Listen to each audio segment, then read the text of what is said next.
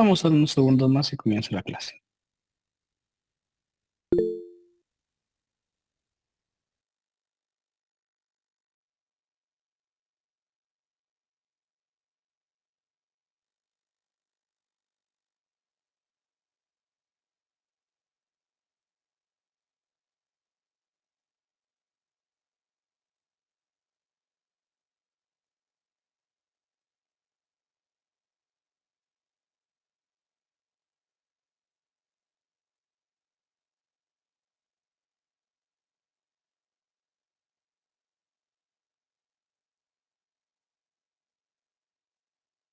Nuevamente un gusto, estimados jóvenes. Vamos a dar unos segunditos más. Bienvenidos a los que ya están presentes. Qué gusto saludarles. Buena tarde igualmente nadie en el chat. Vamos a dar unos segundos más. Faltan 7 personas pidiendo ingreso. Vamos a darles ingreso a ellos y comienzo la clase.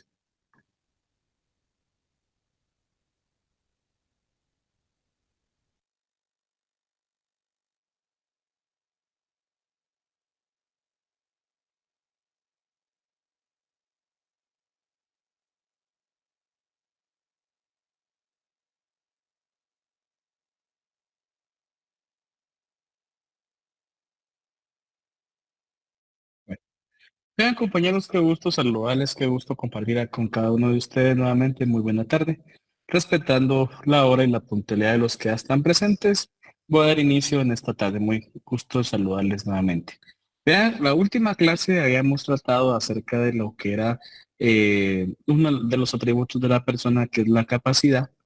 Veíamos acerca de los 3 tipos de capacidad que existen. La capacidad de goce, como les decía, podemos gozar derechos desde nuestro nacimiento hasta nuestra muerte.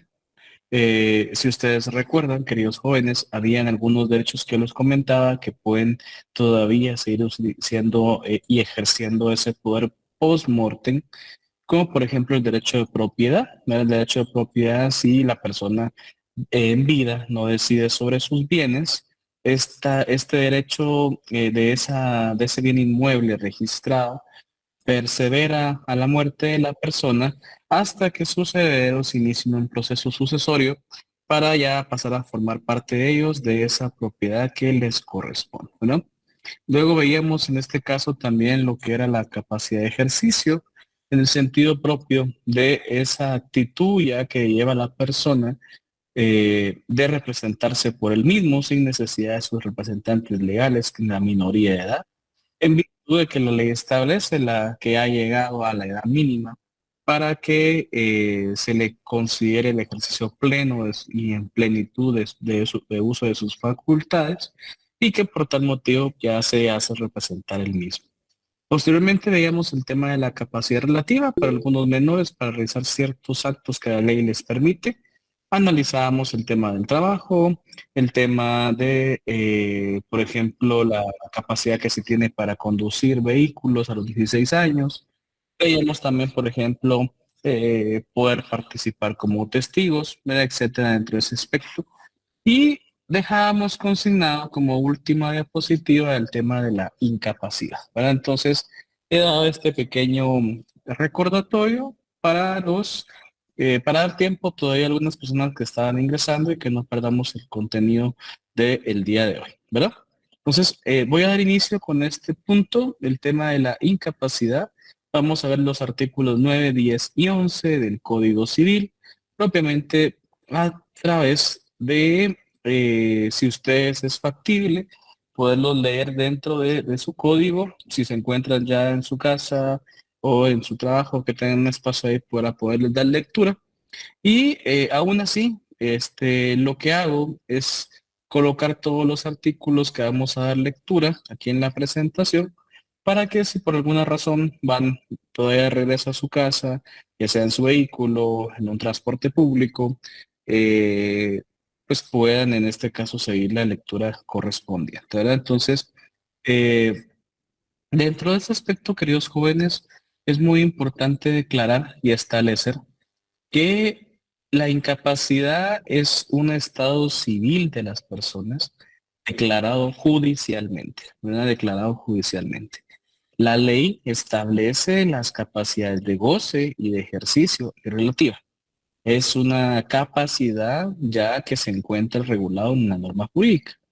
La incapacidad debe ser declarada por un juez, debe ser declarada por un proceso judicial, ¿no?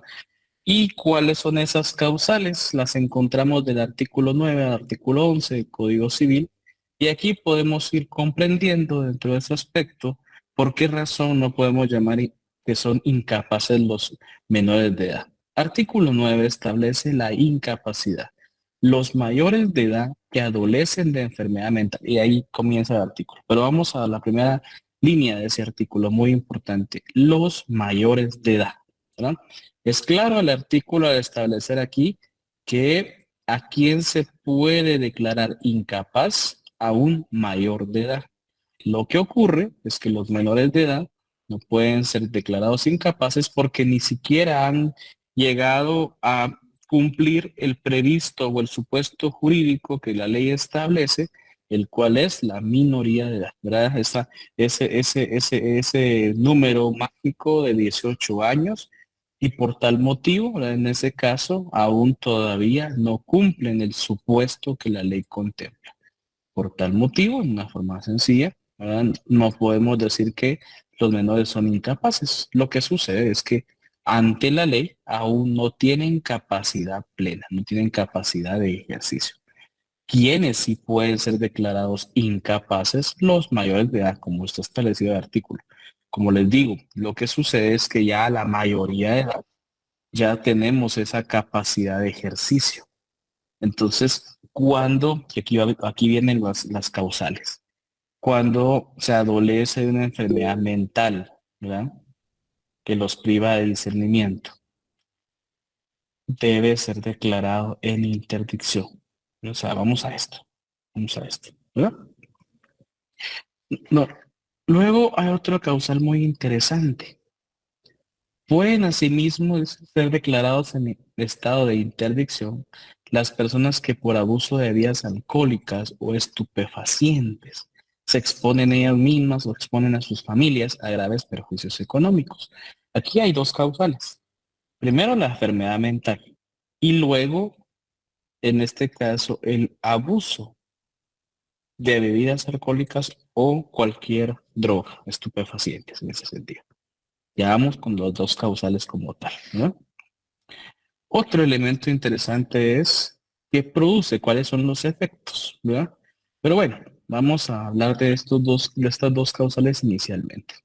Si ustedes se dan cuenta, queridos jóvenes, como se los he indicado en varias oportunidades, en nuestro país esta declaratoria de interdicción, ¿verdad? El proceso de interdicción, no son comunes. Realmente no es que hayan 10, 20, 30, 40 procesos que podemos nosotros analizar en un mes. Realmente no son comunes.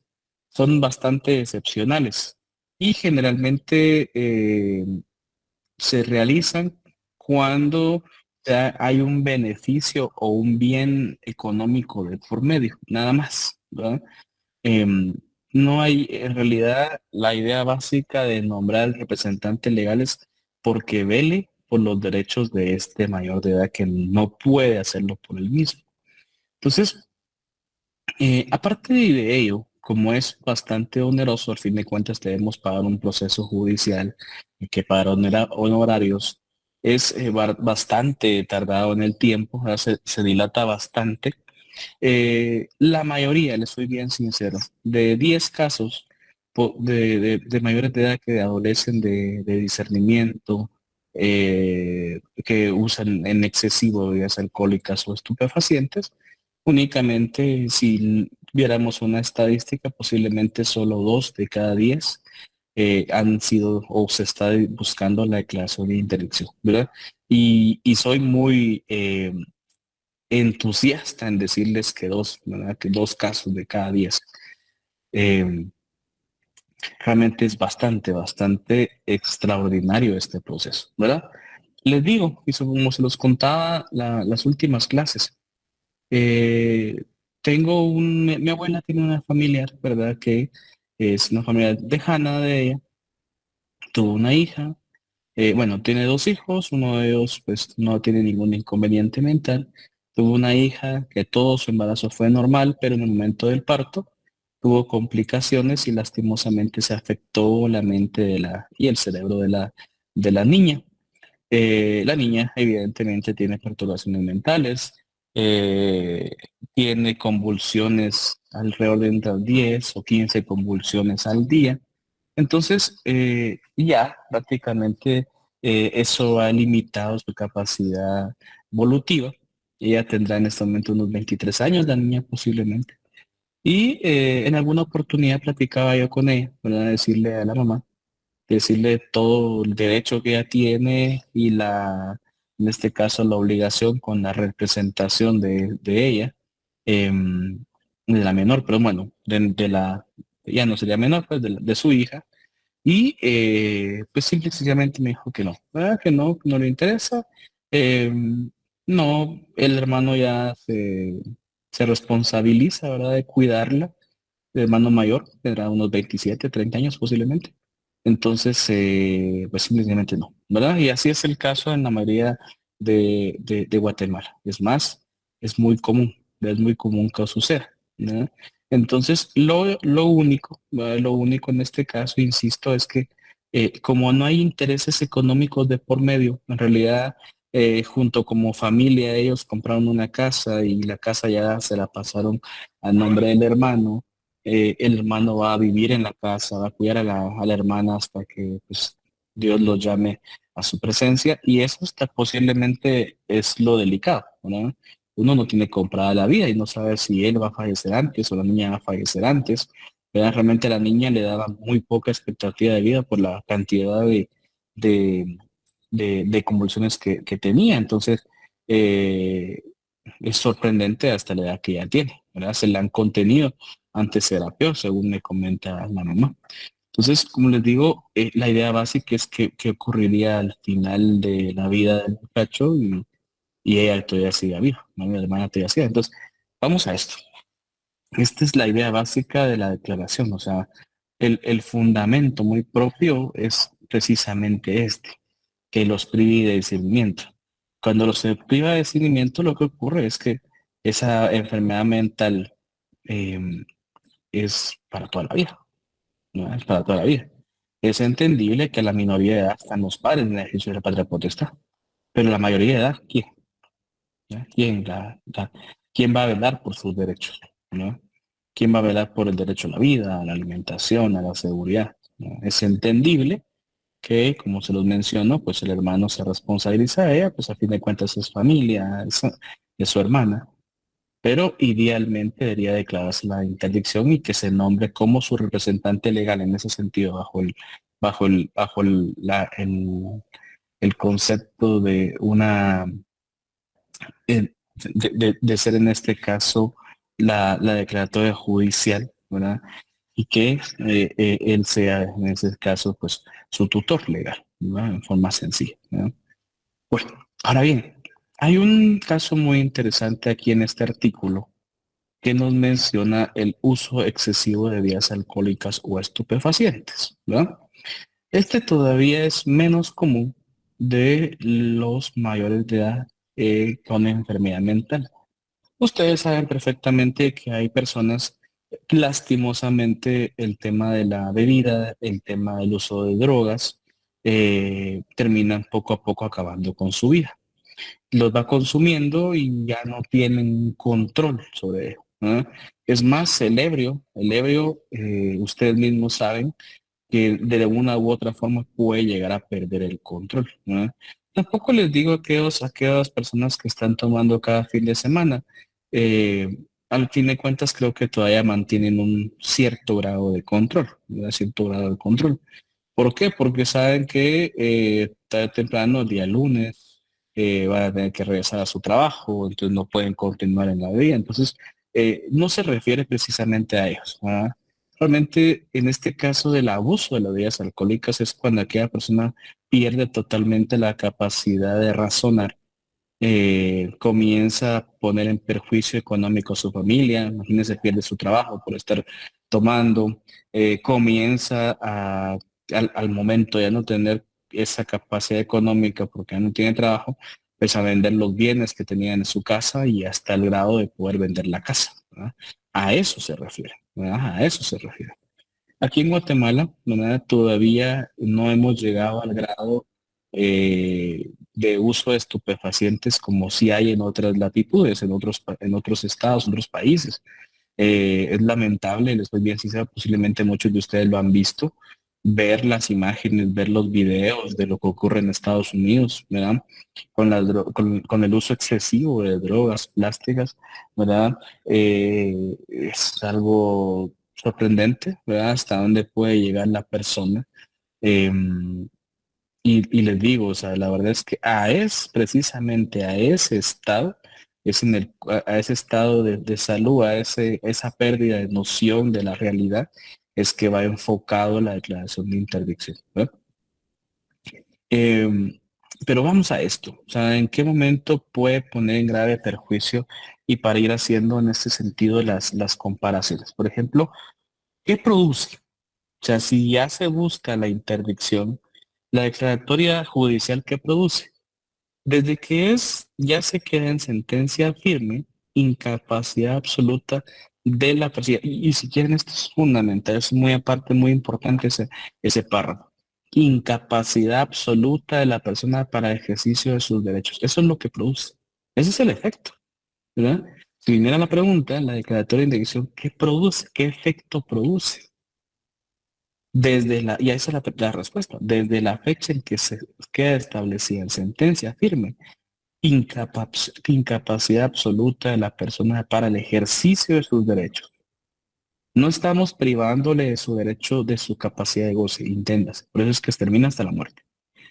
Le estamos privando de su capacidad de ejercicio, porque como no puede hacerlo por su incapacidad mental, evolutiva o uso excesivo de bebidas alcohólicas o estupefacientes, lo que estamos evitando es que se ponga en perjuicio él mismo y a su familia, ¿no? Ahora bien, vean, pero los actos anteriores a tal declaratoria pueden ser anulados si se probare que la incapacidad existía notoriamente en la época que se verifica. ¿No? Vamos a esto y les voy a contar una pequeña historia. No sé, alguien, o sea, sí ya no, que es un poquito, tal vez no larga, pero tal vez no es muy repetitivo. No sé si alguien, ya les conté la historia del famoso licenciado que vivía por mi colonia, ¿no? ¿No se los he contado? No, No, No, no, ok, licenciado. ok, vamos a esto. Miren, yo hasta mis 27 años viví con mis padres, con mis abuelos en una colonia popular. ¿Sí? Eh, en la esquina de mi casa, en la esquina de la cuadra de mi casa, desde que yo tengo memoria, ¿verdad? Que era muy, muy pequeño, había un señor que toda la vida le dijeron el famoso licenciado y era un ebrio habitual, ¿verdad? Todo tiempo el señor se encontraba ebrio, al menos desde que yo lo conozco, tengo memoria de haberlo conocido, y apestaba a licor, ¿verdad? Apestaba a alcohol toda la vida, ¿verdad? Lo interesante de esto es que siempre se encontraba con un traje formal, ¿verdad? Tenía, si no me equivoco, si no se me ha olvidado, tenía tres trajes. Uno negro, ¿verdad? Muy, muy, muy negro, un azul y un café que yo pensé en algún momento que era gris por lo sucio que lo tenía. Pero al final de cuentas, ya más grande, me di cuenta que ese era café. ¿Verdad? Se los alternaba. Sí, usaba siempre una camisa totalmente asquerosa blanca, pero usaba una camisa blanca y por eso es que le colocaban el famoso licenciado. Bueno, yo así lo conocí en mi etapa de niño y etapa de adolescente. Pues uno es curioso, ¿verdad? En ese caso, y le pregunto a mis padres, ¿por qué razón le decían licenciado al licenciado, ¿no? Al bonito de la esquina? Mis padres tuvieron a bien conocerlo a él cuando no era un ebrio habitual. Y en alguna oportunidad me contó mi padre qué fue lo que ocurrió. Este señor vivía a unas cuadras de mi casa, en su casa de familia con su mamá. El señor, sí, efectivamente se graduó de abogado y notario, era abogado y notario, ¿verdad? Su mamá fallece y él se queda viviendo en la casa de habitación, ¿verdad? Imagino yo con lo que sé, imagino que su mamá le habrá hecho una compraventa, una donación de la casa y él vivía ahí. Según me cuenta mi padre, pues él se casó, ¿verdad? Se casó prácticamente muy joven. La esposa estuvo apoyándolo para que él se graduara y todo. Se casa muy joven y la esposa vivía con él, tenían dos hijos. Pero eso es lo que se sabía, o sea, eso es lo que al fin de cuentas se decía en la cuadra y todo, ¿verdad? Una familia unida, una familia sin mayores inconvenientes, ¿verdad? Al fin de cuentas, eso es lo que uno podía observar. Lo que no se sabía, y que después evidentemente por todo lo que que conoce en las colonias populares, al parecer no era una familia ideal, ¿verdad? El señor era muy violento, eh, y en cualquier discusión golpeaba a la señora. Aparte de ello, la señora, al parecer, tampoco era muy fiel al señor, y al parecer, uno de los hijos del señor no era del señor, ¿no? Era de otro señor. Bueno, sin hacerles tan larga la historia, al parecer la señora se va, ¿no? Lo deja, se va a los niños, y eso él ya tomaba, o sea, él ya tomaba, pero como les digo, él, según mi padre, pues tomaba un fin de semana, dejaba de tomar, volvía a tomar el otro fin de semana, dejaba de tomar. Es una cosa como posiblemente alguno de ustedes lo conoce a alguien o tal vez ustedes lo hacen, yo no sé, ¿verdad? Lo único que con esto que lo deja la esposa, se lleva a los niños, pues la situación se agrava, ¿verdad? En el caso del uso de bebidas alcohólicas. Es tal el motivo que al parecer él era asesor en una entidad de gobierno y pierde su trabajo. Por tanto, estar tomando, ya no llegó a trabajar, pierde su trabajo. Al parecer hasta tenía plazas presupuestadas y pierde su trabajo. Eso hace todavía más el vacío, ¿verdad? De la caída libre que estaba teniendo esta persona y comienza a vender los únicos bienes que tenía en su casa, los televisiones, los sillones. Es más, me comenta mi padre que, pues, me imagino que era joven esta vez todavía cuando sucedió eso. eh, Mis abuelos, junto con otros familiares y otros vecinos, al parecer quisieron ayudar al señor, ¿verdad? Y intentarlo meter a estos lugares donde internarlo, ¿verdad? Para que pudiera hacer su rehabilitación. Lastimosamente se escapa, ¿verdad? Y regresa a hacer lo mismo. Y tal es el caso de que ya no tener nada más que vender, comienza a ofrecer la casa, ¿verdad? Que es lo único que tenía. Y él decía, ya tengo los papeles, es mi casa y la voy a vender, ¿no? Sin hacerlas tan larga la historia. Al parecer, o sea, eso ya lo sabemos, al parecer, pues sí encontró quien se la comprara y posiblemente ya había algún plan creado porque termina vendiéndola. Luego esa casa no pasó ni un mes desde que la vendieron. En este caso, al parecer se lo había dado a un familiar o algo así.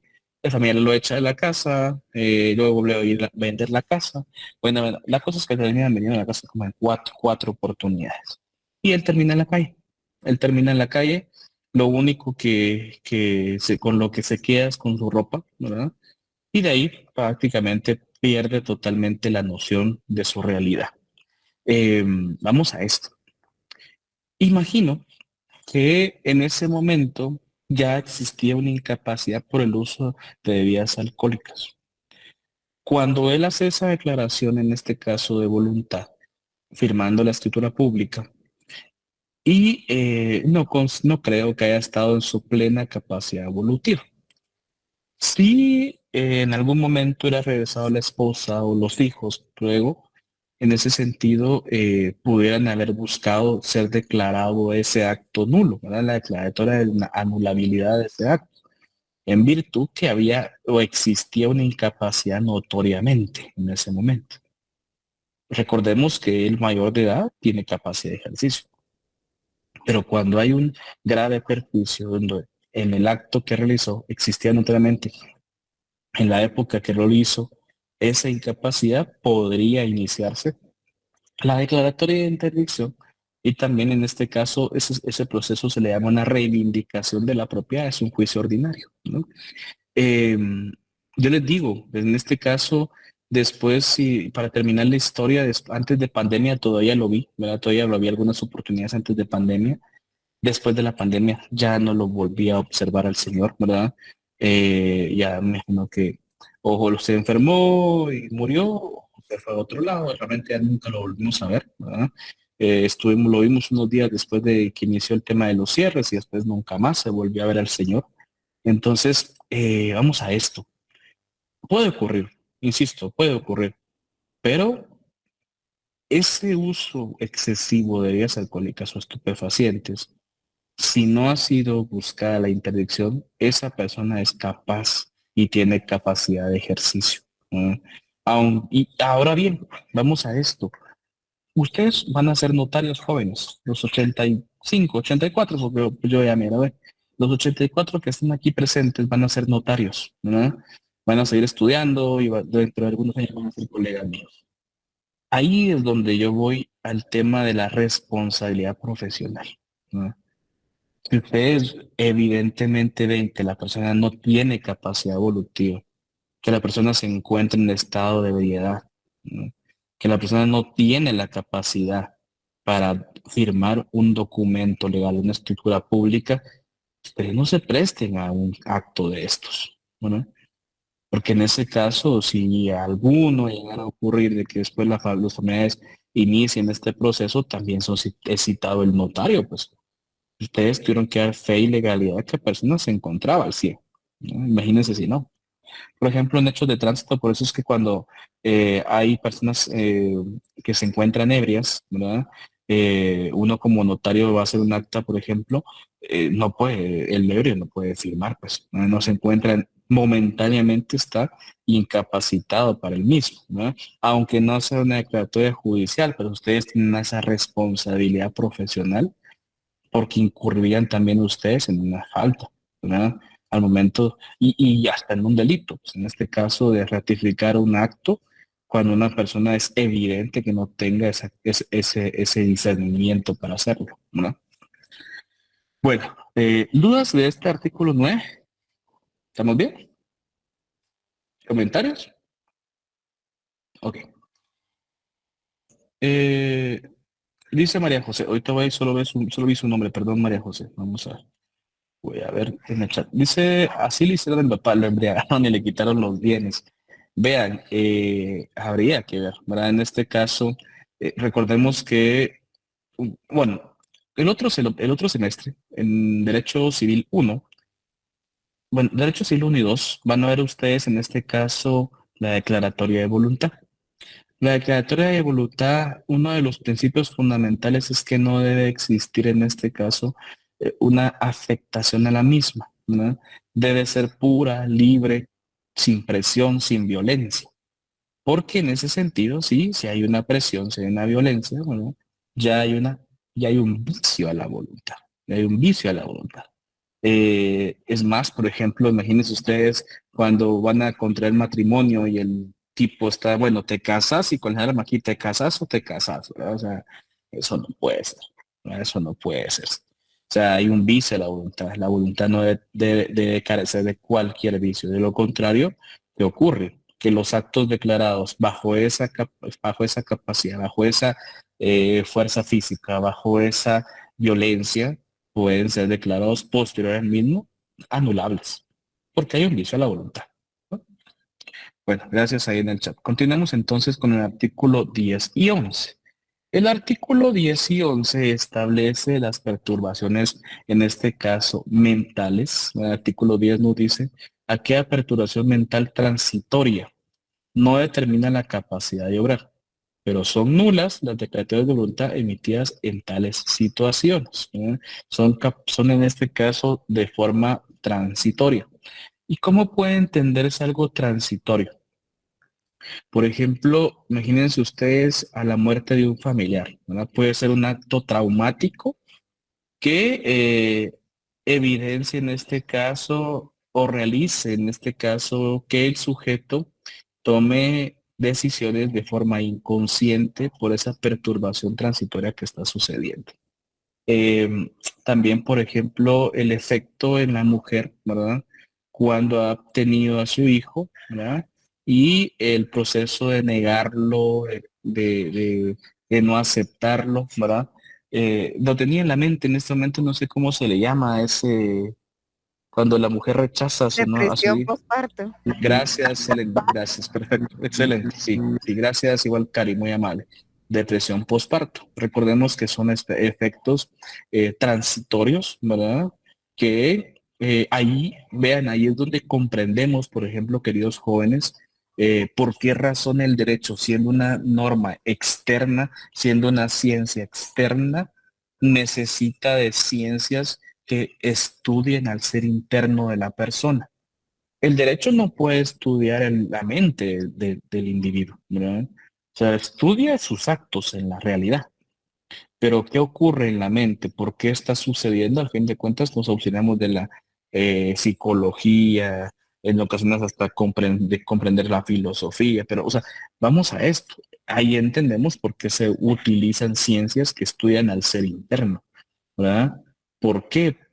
Porque a fin de cuentas, de una u otra forma, esas perturbaciones mentales llevan consigo hechos en la realidad, ¿no? Y que como les digo acá en ese sentido, ¿verdad? Pues puede ser que esas declaraciones sean declaradas nulas por estar realizadas en ese momento, ¿no? Ahora bien, el artículo 11 también en ese caso establece después de la muerte de un individuo, vean, los actos realizados por él mismo no podrán impugnarse por incapacidad, sino cuando la interdicción ha sido pedida antes de su muerte o cuando la prueba de incapacidad resulte del mismo acto que se impugna. Vean, esto todavía es, les soy bien sincero, todavía más excepcional, ¿no? Si estando viva la persona, el mayor de edad, no se inicia el proceso de interdicción, imagínense posterior a su muerte. Estos son actos post-mortem en el cual, en este caso, si no se pidió la interdicción antes de su muerte, pues simple y sencillamente no puede impugnarse la incapacidad, a excepción que se haya pedido la interdicción estando él vivo y durante el proceso él fallece, ¿no? Durante el proceso él fallece. Entonces, vamos a esto. Al mismo caso sucedería si se prueba la incapacidad por el acto que se está reclamando. Entonces, en forma sencilla, jóvenes, como les digo, sí es bastante excepcional ver un proceso de declaratoria de interdicción. Es todavía más excepcional verlo a la muerte de la persona. Como les digo, lo que ocurre a la muerte de la persona, hablamos de un mayor de edad que no ha sido declarado en estado de interdicción, es que si existe un bien registrable, entiéndase aquellos que se encuentran en registros públicos, como el registro de la propiedad, el segundo registro de la propiedad, el registro fiscal de vehículos, por ejemplo, a la muerte de la persona son actos que, en este caso, continúan, ¿verdad? Son declaraciones. Y esto es muy importante, esa continuidad, porque es parte de la seguridad jurídica. Si la persona en vida no decidió, ¿verdad? O sea, los bienes registrables, hay un proceso para sucederlos a la muerte del causante, ¿verdad? Porque él en su vida no decidió sobre ellos. Yo les decía en la última clase, miren lo delicado, jóvenes, de autenticar un título de propiedad de vehículos que ya viene firmado, ¿verdad? Por el propietario, pero la firma se realizó hace 15, hace 12, hace 20 días, hace un mes, hace 5 meses, hace un año, pues, por ejemplo, ¿no? ¿Qué ocurre? En ese tiempo puede haber sucedido cualquier cosa. Yo se los decía, se los compartía la clase pasada. Pues yo tengo años de no legalizar entonces de vehículos, ¿verdad? Ahora todavía en ese caso ahora ya hay todavía muy pocos endosos físicos porque la mayoría ahora ya es por medios digitales, ¿verdad? Pero aún así, lo que pasa es que la persona aún no se acostumbra, muchos no se acostumbran a si compran un vehículo, estar pendientes de hacer el endoso del mismo, ¿verdad? Entonces, imagínense llegar a un título donde yo doy fe y legalidad que la persona estuvo frente a mí, yo lo insisto, ¿verdad? O sea, uno como notario, si yo indico, yo veo a alguien ahorita que está de color negro la camisa, yo hago un acta en la cual manifiesto que está con una camisa blanca, se entiende y se presupone que es cierto, porque yo tengo fe pública, ¿verdad? Entonces, si yo manifiesto que la persona está frente a mí, está firmando, ¿verdad? Porque ahí dentro de la legalización que uno hace es puesta ante mí y ratificada vuelve a firmar, ¿no? Entonces, imagínense si dentro de esos 6, desde que él compró el vehículo, pues la persona falleció, ¿no?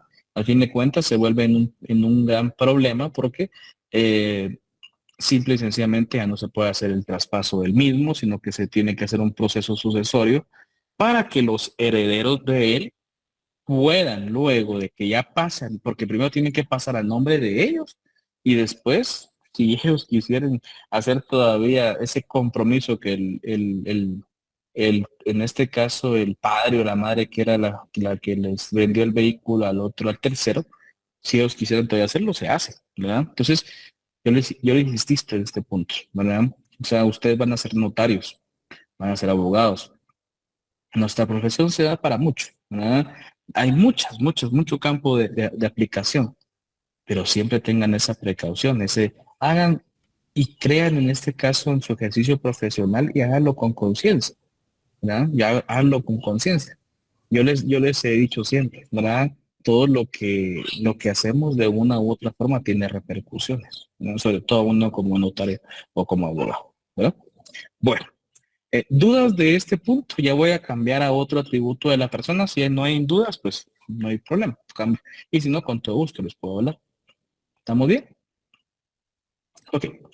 Voy a continuar al siguiente punto, que es el tema del nombre. Bueno, algo tan sencillo, pero que debemos comprenderlo correctamente, ¿verdad? La definición establece que es un vocablo, conjunto de vocablos que sirven para designar a una persona, ¿no? Yo les digo, por ejemplo, en mi caso, siempre pongo yo los ejemplos, ya sea de mi persona o de lo que hago en la práctica. En mi caso, me llamo Fernando porque mi papá se llama Fernando, ¿no? O sea, mi papá decidió ponerme mi nombre, ¿verdad? Con relación a su nombre que él tenía, ¿no? Mi papá, por ejemplo, se llama Max Fernando. Max, ¿por qué? Porque mi abuelo se llamaba Máximo, ¿verdad? Entonces, Máximo se llama mi abuelo, Max se llama mi papá, ¿verdad? A mí me iban a poner mínimo, no. Siempre me molestan con eso, pero nada que ver, ¿verdad? Me puso Fernando, ¿verdad? Entonces, por eso. José, mi segundo nombre es José, porque proviene de mi abuelo, ¿verdad? Mi abuelo se llamaba, bueno, yo soy bien sincero, de contarles, algunos ya saben la historia de mi abuelo de parte de mi mamá. Mi abuelo, en el lugar donde él vivía, hubo un tiempo que a todos los varones nacidos en esa época les pusieron Rosa.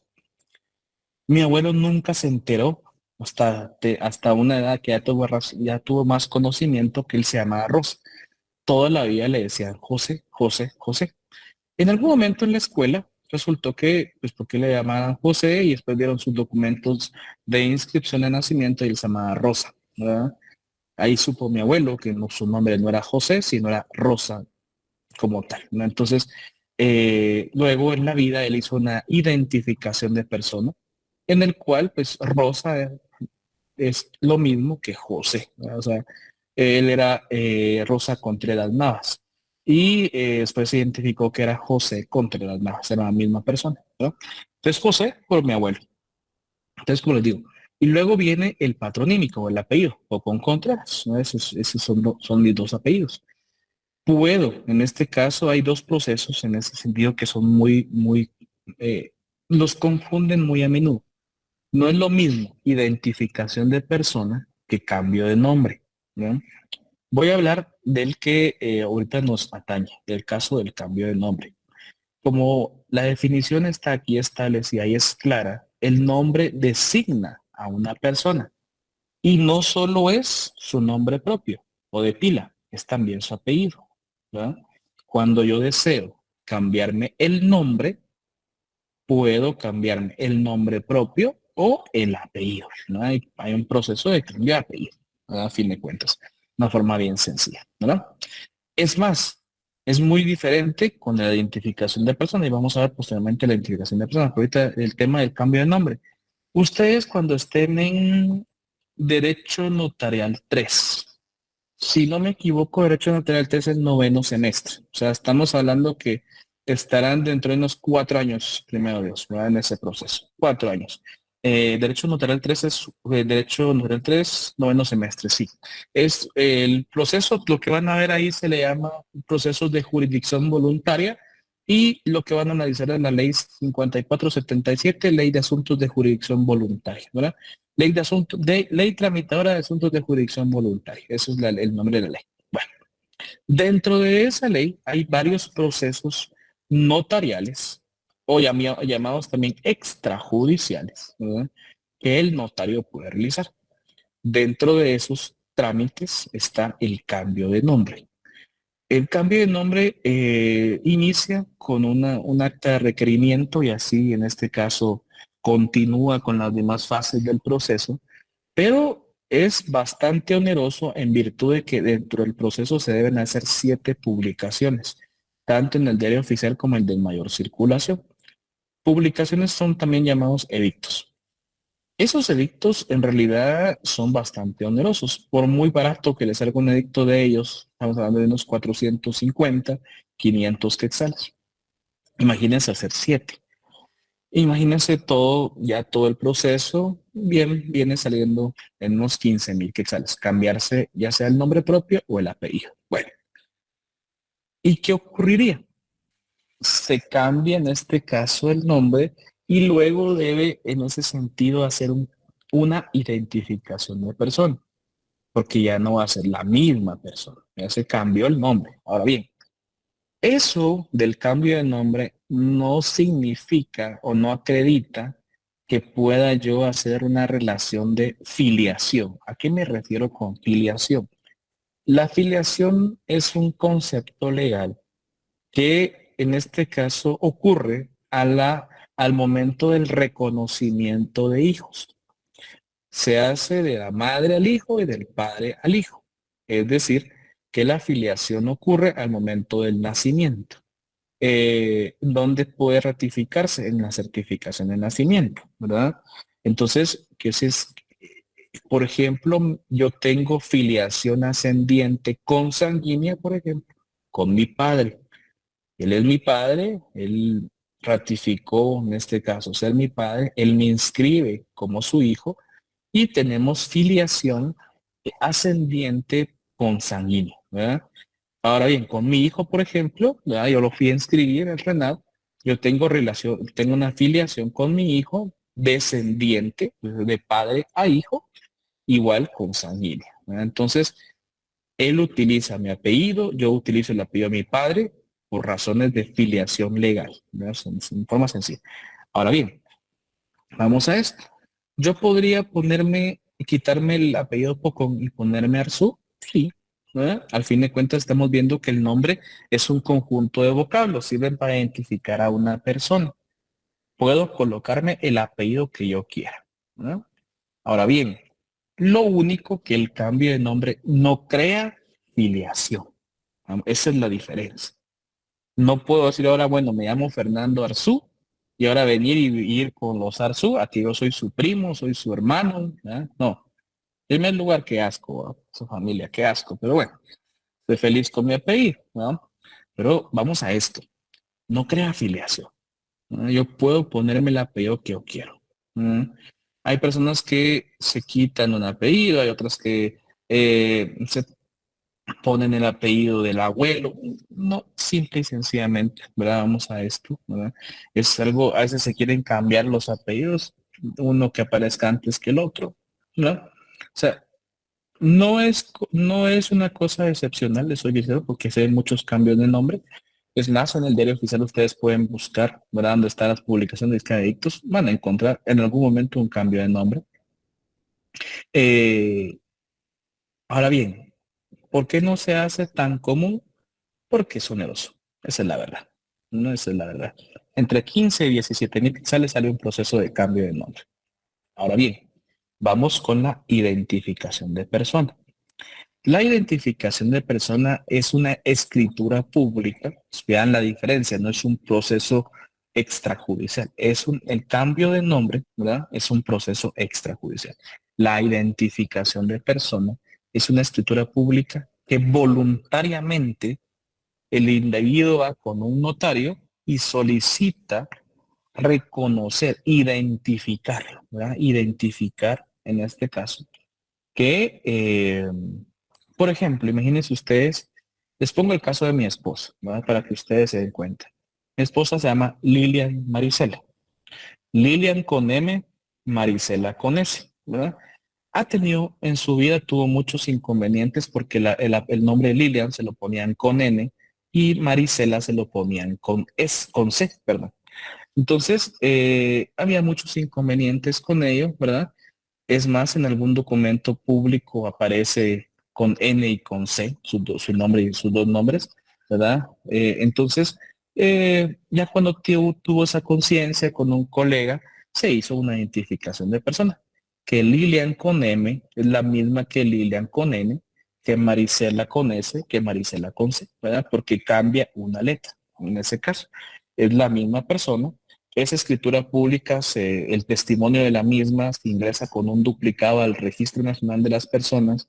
El registro anota en anotaciones atrás de la certificado de nacimiento y ahí está la identificación de persona como tal, ¿verdad?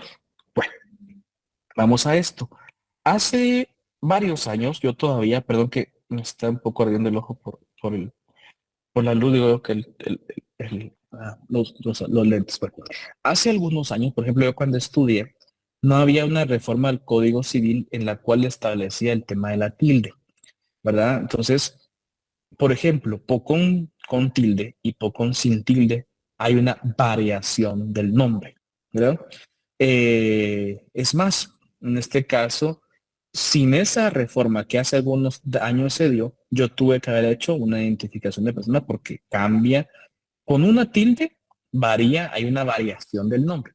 En la actualidad, eso fue, si no me equivoco, fue 2017-2018 que hubo esa reforma. Se reformó en gran medida, en este caso, ese aspecto de la identificación y el tema de la tilde fue un elemento muy importante de la reforma.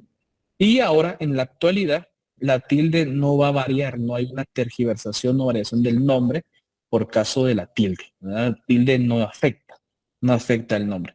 Esté o no esté colocada, no afecta el nombre. Eso sí, muy distinto al tema de una letra, eso sí, una letra sí cambia totalmente, pero la tilde no, ¿verdad? Esté o no esté, no hay cambio, ¿verdad? No hay problema. Entonces, como les digo, vean las dos diferencias. Cambio de nombre es un proceso extrajudicial que realiza un notario, sigue una serie de pasos, se inicia con acta de requerimiento, etcétera.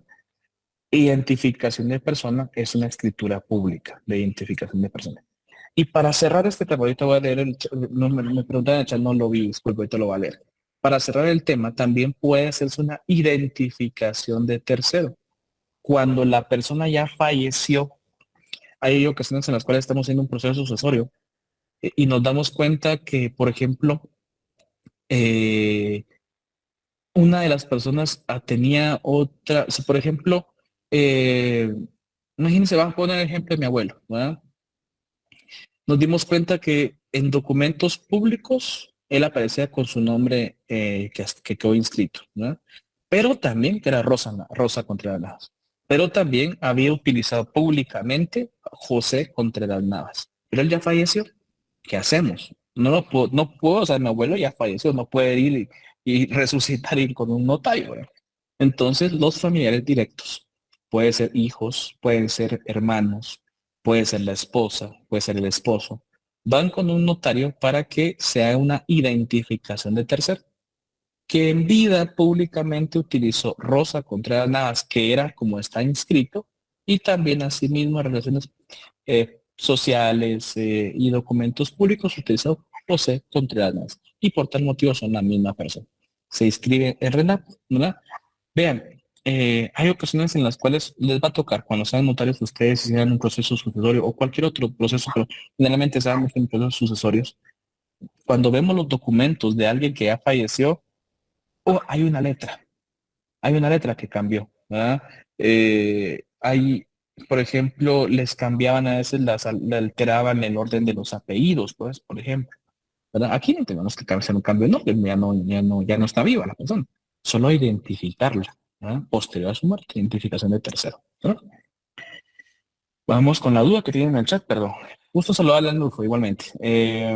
No tenga pena, no tenga pena. Qué bueno que ya está en sesión. Un poco tarde, pero lo importante es que me escuchando ahí. Solo mayor de edad se puede cambiar el apellido. En este caso, vean, también los menores de edad se pueden cambiar el apellido, pero los dos padres deben estar de acuerdo, ¿no? Los dos padres deben de estar de acuerdo.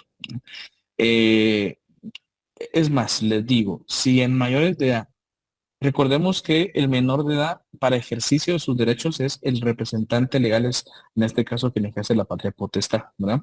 Entonces, pues ya serían los padres, ¿verdad? En este caso, los que firman el nombre de él. Sí, en mayores de edad es bastante extraordinario ver cambios de nombre, en menores de edad todavía más extraordinario. Entonces, bastante, por decirlo de una forma así, es poco común que ocurra, ¿verdad? He visto en el tiempo que tengo ya de graduado, una única vez de un cambio de nombre de una menor de edad, de una menor de edad, ¿verdad? Nada más una vez. Y no lo hice yo, soy bien sincero, no lo hice yo, lo observé y me quedé con mis dudas, porque me surgieron muchas dudas de cómo se realizó, cómo se autorizó, pero como a fin de cuentas no es mi caso, no es mi proceso, hasta ahí me quedé con esas dudas. Ahorita le doy la palabra a Iris, solo voy a leer también que Kevin había hecho otra pregunta. Kevin, eh, ok, no entiendo el apellido. Puesto que yo tengo apellido Lares, pero no soy familiar de ningún Lares. En mi región la equivocación se dio con mi abuelo, ya que los demás familia de él son García. Pues miren, por ejemplo, en el caso suyo, Kevin, hay muchos errores muy comunes así. Por ejemplo, y sobre todo sucedía en el interior de la República. Recordemos que la verdad es que como no había un registro público anterior unificado, que era como ahora lo es el RENAP, sino que se hacían las inscripciones de nacimiento en las municipalidades y se hacían a mano, ¿no? Habían una infinidad de errores, créame, increíbles. Por ejemplo, mis padres, o sea, perdón, mi mamá y todos sus hermanos, mi abuelo, no sé por qué razón, ¿verdad? En este caso, mi abuelo, según tengo entendido, no tenía que haber sido Contreras Navas, ¿verdad? Eh, él tenía que haber sido Navas Contreras. Y entonces todos los hijos de él tenían que haber sido Navas, no Contreras. Yo tendría que haber sido Navas, no Contreras, ¿verdad? Pero bueno, en este caso, eh, al parecer, ¿verdad? Al parecer todo, en este caso hubo un solo relajo ahí. Y la única que lleva el apellido Navas, que está bien, que según dicen mis tíos, es la única que está bien, es una mi tía, ¿verdad? Hermana de mi mamá, que es la única. Todos llevan Contreras, Navas, ¿verdad? Contreras, y Contreras Esquivel, que son el apellido de mi abuelo. La única que está como Navas Esquivel es una de mis tías, que supuestamente dicen que es la única que está bien, ¿verdad? Yo les digo, o sea, ya fallecieron mi abuelo, ya fallecieron los papás de mi abuelo, que ahí ese problema creo que iba de mis tatarabuelos. Entonces, a ir averiguando todo eso ya. Yo soy Contreras y así me quedo, así va, ahí se acabó el problema, ¿verdad? Gusto saludarle a Iris, buenas noches. Y buenas noches, licenciado. Con respecto a lo que estaba diciendo del cambio de nombre, Sí. también se le dice cambio de nombre cuando es solo el cambio de una letra, ¿no? Si va a cambiar en este caso solo una letra, sí, o sea, es un cambio de nombre también, pero cuando es una letra lo que se puede hacer más fácil es una identificación de persona, Ah, ¿verdad? ya. Para mí, si es por una letra, yo le diría una identificación de persona, porque en el cambio de nombre, primero tenemos que hacer el cambio de nombre, inscribir el cambio de nombre en el RENAP, después de todo el proceso extrajudicial, y luego hacer una identificación de persona, porque todos mis documentos van a aparecer con ese nombre.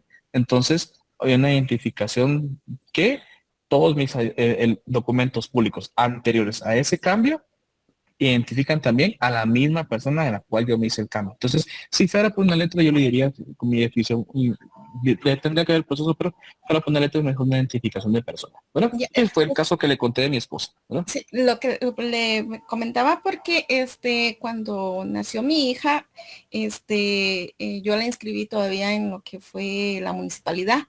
Sí. Entonces, ahí ella era, bueno, su nombre tenía que haber sido Nashua Dayana y le pusieron Nashua de apóstrofe Yana. Ya. ¿Ya?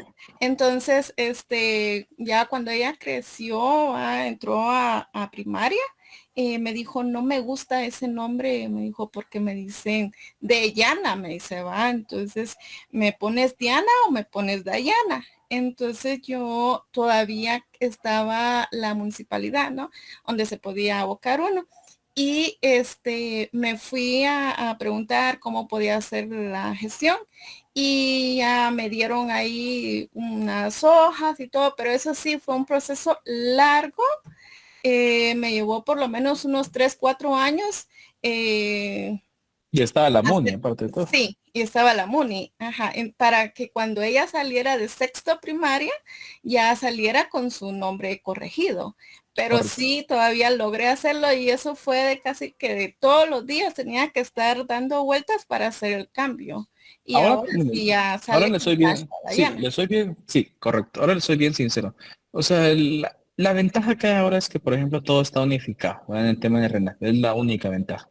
El proceso no ha variado, imagino que por la edad de su hija y por la que, en este caso, los procesos de tramitación voluntaria es del año 77, entonces no han variado mayor cosa, lo mismo tuvo que haber realizado, ¿verdad? Ah, Arnulfo y luego Samantha. Buenas noches. Buenas noches, licenciado, compañeros. En relación a esto, a mí se me viene a la mente, por ejemplo, lo que usted comentaba de su abuelo. Yo tuve un caso en el trabajo de una clienta, incluso tuve un problema por eso. Se llamaba Juana María, por ejemplo. Ujú, Y pues yo les comentaba a los compañeros, mire, esa papelería no procede porque la señora se llama Juana María y la mandaron con nombre de María Juana, por ejemplo. ujú. Y estaba viendo, luego me explicaron, ¿verdad? Cuando llamé para rectificar sobre esa información y me decían, solo que vean el DPI en el apartado en la parte de atrás donde dice nombre usual. Entonces ahí Ujú. aparecía como María Juana. Entonces, el caso que usted comentaba de su abuelo, ¿hubiera aplicado así? ¿O este es un Ahí cambio lo nuevo? que, ahí lo que se tenía que pedir, soy bien sincero, lo que tenía que pedir es una certificación de nacimiento para ver que efectivamente en este caso se ha hecho una identificación de persona que María Juana es la misma que Juana María, ¿no? Este es el documento, más que el DPI, es la certificación de nacimiento, porque ahí tiene que estar inscrita la identificación, ¿no? Y termino con Samantha. Buenas noches. Buenas noches, licenciado. Sí, yo creo que en mi caso sería el mismo que el de la compañera anterior, pero es que en el mío es por el apellido de mi mamá, que ella es apellido Tzot. Entonces, pero el apellido de ella lleva tilde, mientras que el mío y el de mi hermana mayor no lleva tilde, mientras que en el de mi Ok. hermana menor sí lleva tilde. Sí, ahí ya no hay problema, ahí ya no hay problema. Ocurría mucho que les colocaba, eso es más que todo puro error de taipeo. Ahí ya no hay problema, ahí cero problema, no se preocupe, ¿verdad? Ahí no hay problema, ya la reforma está el Código Civil, ahí no hay problema. Y termino por respeto a Kevin, creo que usted levantó la mano, mucho gusto. Sí, licenciado, perdone, una última consulta para irnos Sí. empapados de este tema que nos parece muy interesante a todos. Pues, buenas noches. Yo con la consulta de que al momento de que cualquiera de nosotros, por ejemplo, de mis compañeros o de mi persona, nos cambiáramos el apellido, digamos, ¿qué Ujú, pasa con toda esa documentación que tenemos hasta el momento, diplomas, correcto. títulos y demás? Es lo que También lo que le necesitamos explica, otro sí, trabajo. es lo que le explicaba a su compañera Iris. Cuando usted se cambia el nombre, ¿verdad? Entonces ahora ya va a tener otro nombre. La documentación pública anterior va a estar con el nombre que usted había sido inscrito, sus padres lo escribieron. Lo que hay que hacer es una identificación de persona. Entonces termina el cambio de nombre y luego debe obligatoriamente hacer una identificación de persona, ¿verdad? Porque que identifique que Juan es el mismo que Pedro, por ejemplo, ¿no? Bueno.